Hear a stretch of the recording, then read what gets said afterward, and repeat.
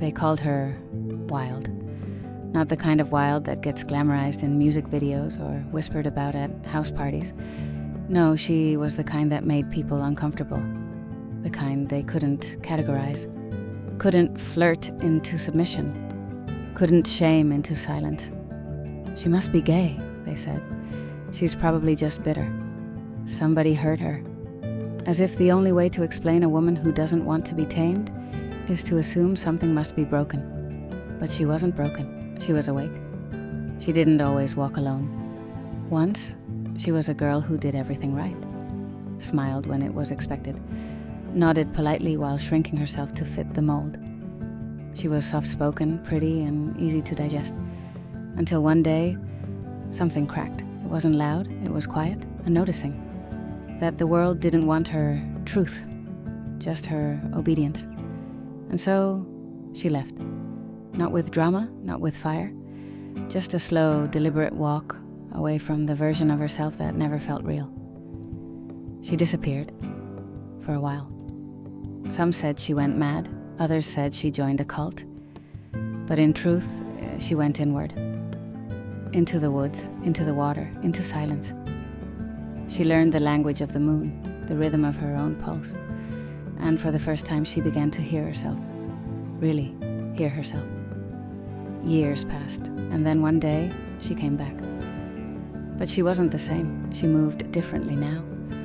There was a steadiness to her. Not the tight control of someone trying to be liked, but the unbothered calm of someone who no longer needed to explain herself. She wore silver rings and didn't hide her scars. She laughed loudly and didn't apologize when it made others uncomfortable. She protected her energy like it was sacred, because it was. And the people didn't know what to do with her. They whispered again. She's cold now. Selfish. Difficult.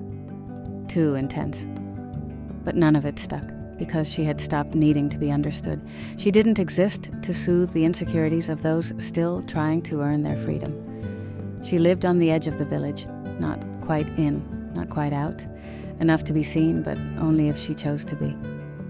And she watched the other women, the ones who were still pretending, still starving for approval, still dimming their flame for the comfort of others. She watched them the way wolves watch their own. Not with judgment, but with recognition and love. She knew the ache of holding it all in. She knew the guilt of wanting more. She knew the rage of always being too much, too loud, too sensitive, too strong, too soft, too everything.